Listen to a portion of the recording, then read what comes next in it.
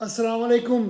سب سے پہلے تو میں ان تمام فوجی جوانوں اور افسروں کی شہادت پر دعا مانگتا ہوں کہ اللہ ان کے درجات کو بلند کرے اور ان کے جو خاندان کے لوگ ہیں انہیں صبر عطا فرمائے۔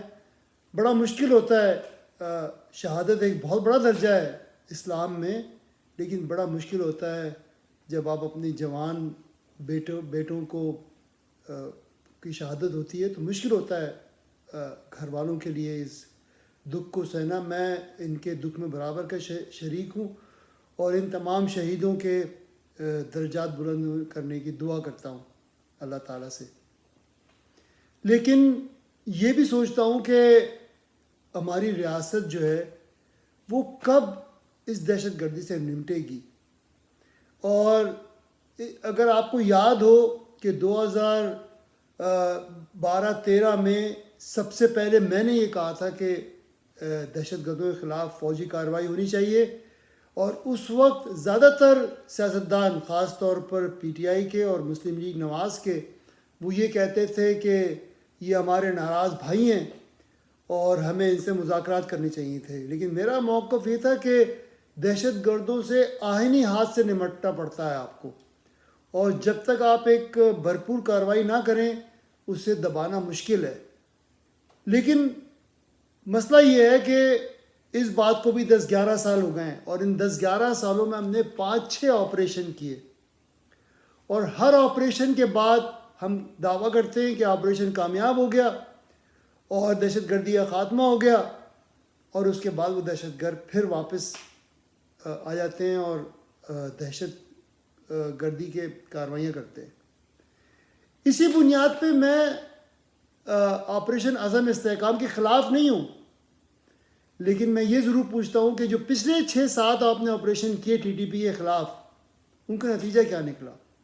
اور اگر نتائج نہیں نکلے تو ایسی کیا خامیاں خرابیاں تھیں ان آپریشن میں کہ وہ مکمل طور پر جڑ سے دہشت گردی کا خاتمہ نہ کر سکے؟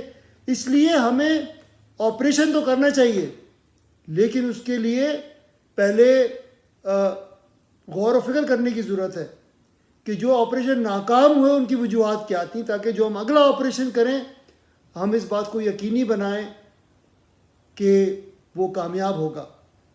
اور مجھے اس پر بھی افسوس اور دکھ ہوتا ہے کہ خیبر پختونخوا کے صوبے میں یہ دہشت گردی کارروائیاں زیادہ ہو رہی ہیں، اور اس کے بعد بلوچستان میں، لیکن ہماری خیبر پختونخوا حکومت کا آپ حال دیکھ لیں کہ وہ بڑھ کے مارنے کے علاوہ کچھ نہیں کر رہے، اور ایسا لگتا ہے کہ ان میں نہ صلاحیت ہے نہ ان کی نیت ہے اس معاملے پر کام کرنے کی، کیونکہ اگر نیت ہوتی اور صلاحیت ہوتی تو وہ اس پر ایک یقیناً کوئی کمیٹی بلاتے، کوئی پارلیمانی کمیٹی بناتے، کوئی ایسی چیزیں کرتے جس سے پتہ چلتا کہ وہ اس معاملے کو سنجیدگی سے لے رہے ہیں۔ صرف یہ کہہ دینا تو کافی نہیں ہے نا کہ جی وہ آپریشن عزم استحکام کے خلاف ہیں۔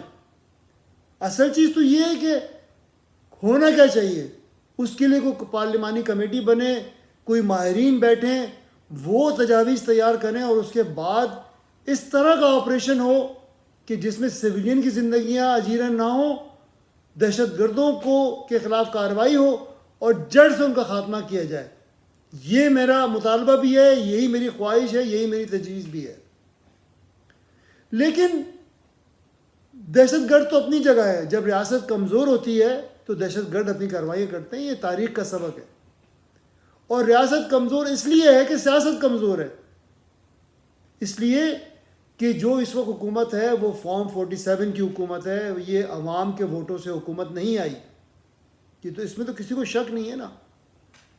اور انہیں اس کا ادراک ہونا چاہیے، جو اس وقت کابینہ میں بیٹھے ہیں، جو حکومت میں ہیں، انہیں اس کا ادراک ہونا چاہیے کہ یہ فارم 47 کی حکومت ہے۔ اس کا مطلب یہ ہے کہ اگر وہ واقعی یہ کہتے ہیں جی ملک کے حالات کو وہ ٹھیک کرنا چاہتے ہیں، معیشت کو ٹھیک کرنا چاہتے ہیں، ملک میں خوشحالی اور استحکام چاہتے ہیں، تو ان کے پاس یہ موقع ہے کہ وہ سپریم کورٹ نے جو فیصلہ دیا ہے ریزرو سیٹ پر، اس پر عمل پیرا ہوں اور اسے اس کی روح کے مطابق لاگو کریں۔ لیکن حقیقت میں کیا کر رہے ہیں وہ؟ یہ تو دانشمندانہ بات ہوتی نا کہ وہ سپریم کورٹ کا فیصلہ مان لیتے اور ریزرو سیٹ انہیں دے دیتے جن کا آئین میں بٹوارا جس طرح سے کہا گیا اس طرح ہوتا. لیکن حکومت کر کیا رہی ہے؟ سیاسی عدم استحکام کو ختم کرنے کے بجائے سیاسی عدم استحکام بڑھا رہی ہے. اور انہوں نے سپریم کورٹ کو ایک طرح سے کہہ دیا کہ ان کا حکم کسی کام کا نہیں ہے اور وہ اب پی ٹی آئی کو بین کرنا چاہتے ہیں. بھائی بین تو وہ ہو چکی تھی پی ٹی آئی جب 2023 میں جسٹس فائز عیسیٰ نے بلے کا نشان چھینا ان سے، تو بین تو کر ہی دیا تھا آپ نے ان کو الیکشن میں حصہ لینے سے. اس کے باوجود عوام نے اسے ووٹ دیا. اب عوام کی خواہش کو آپ سمجھیں، عوام کے مینڈیٹ کو آپ سمجھیں، اور سپریم کورٹ نے بھی جو اب فیصلہ دیا ہے وہ عوامی مینڈیٹ کے احترام میں دیا ہے. آئین کا اگر وہ خیال رکھتے پہلے تو 2023 میں جو بلے کا نشان چھینا گیا وہ نہ چھینتے. لیکن چلیں، اب انہوں نے اپنے آپ کو درست کرنے کے لیے ریزرو سیٹ کا معاملہ سیدھا کرنے کی کوشش کی ہے. لیکن حکومت سیاسی عدم استحکام بڑھا رہی ہے جس سے ملک کا، معیشت کا، سب کا نقصان ہوگا. چلے مسلم نواز کو تو ہم کہہ سکتے ہیں نا کہ جی شہباز شریف صاحب تو خود کہتے ہیں کہ جی وہ بلا چوں چرا ہر حکم مانتے ہیں. لیکن پیپلز پارٹی جو یہ کہتی ہے کہ وہ جمہوریت کی ماں ہے، ان کے کچھ دانشمند لیڈروں نے یہ جب ٹویٹ پہ کہہ دیا کہ سپریم کورٹ کا فیصلہ جمہوریت کے لیے اچھا ہے، تو جی یہ کہا گیا پیپلز پارٹی کی طرف سے کہ یہ تو ان کا ذاتی خیال ہے اور پارٹی ابھی اس پہ مشاورت کرے گی. یعنی کہ ایک طرح سے وہ عہدوں میں زیادہ دلچسپی رکھتے ہیں کہ صدر صاحب جو ہیں، زرداری صاحب کو صدر بنایا گیا اور دوسرے کئی عہدے دیے گئے. اگر وہ حکومت کے خلاف جائیں گے تو ان کے یہ عہدوں کی جو ڈیل ہے وہ خراب ہوگی. یہ تو حال ہے ان سیاسی پارٹیوں کا، جن کو سیاسی پارٹیاں کہنا بھی سیاست کے ساتھ زیادتی ہے میرے خیال سے. لیکن مجھے پی ٹی آئی سے بھی یہ شکوہ ہے. پی ٹی آئی سے شکوہ یہ ہے کہ آپ پچھلے ایک سال سے، پچھلے یعنی کہ 6-8 مہینے سے جب سے الیکشن ہوا ہے، آپ نے عوامی مسائل پر ایک بھی بات نہیں کی. آپ کے جو لوگ قید میں ہیں، جن پہ ظلم زیادتیاں ہو رہی ہیں، جن پہ جبر ہو رہا ہے، اس کے لیے سب نے آواز اٹھائی ہے میرے سمیت، اور کہا ہے کہ یہ نہیں ہونا چاہیے. لیکن آپ کا یہ تو عوام کا حق بنتا ہے نا آپ پہ کہ اب 10 روپے پیٹرول بڑھ گیا، بجلی کی قیمت بس سے باہر ہو گئی، مہنگائی بس سے باہر ہو گئی، اور آپ کے منہ سے ایک لفظ نہیں نکلا. آپ نے ایک لفظ نہیں کہا کہ عوام کے لیے ہم احتجاج کریں گے، عوام کے لیے ہم کھڑے ہوں گے. آپ نے کہا بھوک ہڑتال بھی کریں گے. تو عمران خان کو جیل سے باہر لانے کے لیے ضروری ہے جب آپ اپنے مطالبات رکھیں تو ان کو جیل سے لانے کا بھی، باہر نکالنے کا بھی مطالبہ رکھیں. لیکن بھوک ہڑتال کریں تو عوام کے مسائل پر، عوام کے حقوق کے لیے ان کا بھی حق بنتا ہے آپ پہ. اس لیے کہ وہ 8 فروری کو آپ کے لیے نکلے اور انہوں نے تمام طاقتوروں کو پیغام دیا کہ وہ آپ کے حمایتی ہے، آپ کے سپورٹر ہے. لیکن آپ ان کے لیے کھڑے ہی نہیں ہو رہے، آپ ان کی بات ہی نہیں کر رہے، آپ کو ان کے مسائل پہ توجہ ہی نہیں ہے. تو اس کا بھی مجھے بے انتہا دکھ ہے.